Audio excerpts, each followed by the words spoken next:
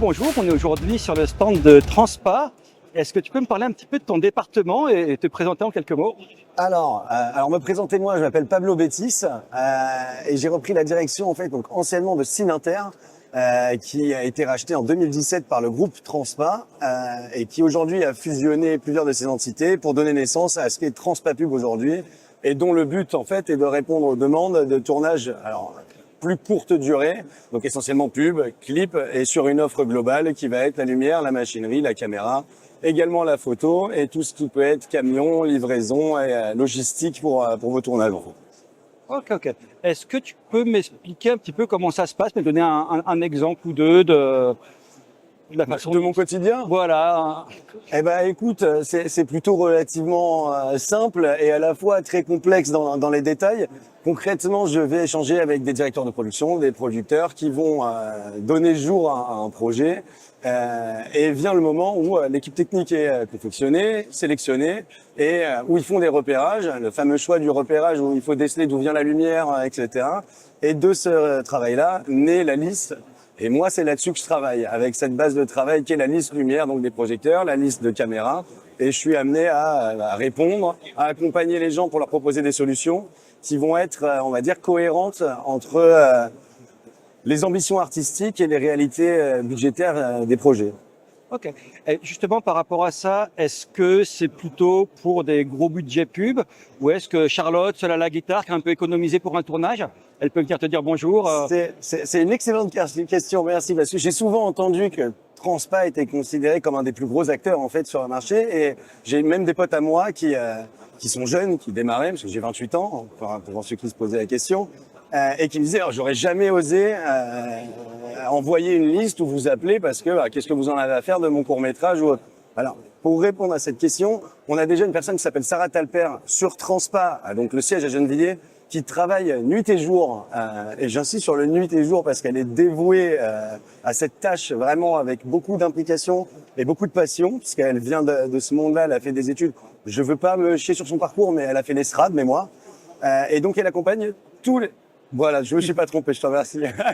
Et elle accompagne tous les projets courts, prod en développement, qui souhaiteraient se lancer. Moi, de mon côté également, je pense que l'essence même de nos métiers, en fait, c'est de mettre la technique au service de la création. Et c'est des métiers de service, on est censé accompagner, et on peut pas se concentrer uniquement sur des gens qui ont du pognon. Sinon, moi, personnellement, faire des devis et les envoyer, c'est la partie la moins sexy de mon travail, entre guillemets.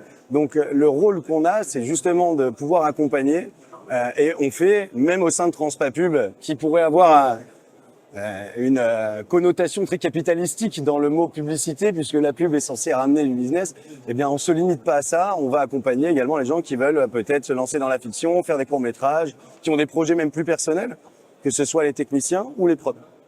Est-ce que tu as eu des demandes un petit peu dingo sur des tournages un peu dingo, Des demandes des un peu... petites anecdotes un peu surprenantes? Alors, je sais pas si je peux les raconter toutes. T'es pas obligé de citer le client, juste le contexte. Alors, on a eu un tournage mais énormissime, mais vraiment énormissime, avec une égérie très connue que tout le monde connaît sur cette planète. Et cette égérie, la veille du tournage, donc était aux États-Unis, devait venir sur Paris pour tourner au château de Versailles. Je donne quand même pas mal d'indices, comme ça les plus curieux pourront en trouver. Elle s'est rappelé qu'il y avait le Super Bowl le soir de son déplacement, donc elle n'est pas venue. Elle a décalé un tournage à plusieurs centaines de milliers d'euros parce qu'elle voulait pas se rendre sur Paris et qu'elle préférait aller avec son mec voir le Super Bowl aux States.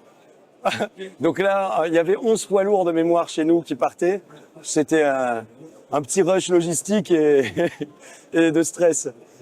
D'accord. Et à l'inverse, sur un petit clip sympa ou un petit court-métrage sympa, est-ce que tu auras un souvenir que tu as envie de partager? L'anecdote qui en plus fait le lien avec la question que tu me posais avant, c'est que j'ai rencontré un mec dans un bar, jeune, mais avec plein d'idées, etc.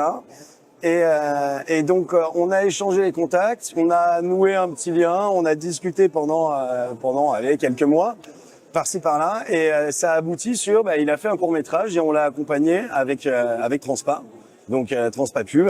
Et là, ça devrait bientôt sortir. Et j'ai vu les images et franchement, ça a vraiment de la gueule. Et puis, c'est plaisant de pouvoir accompagner les gens quand on a l'occasion de le faire.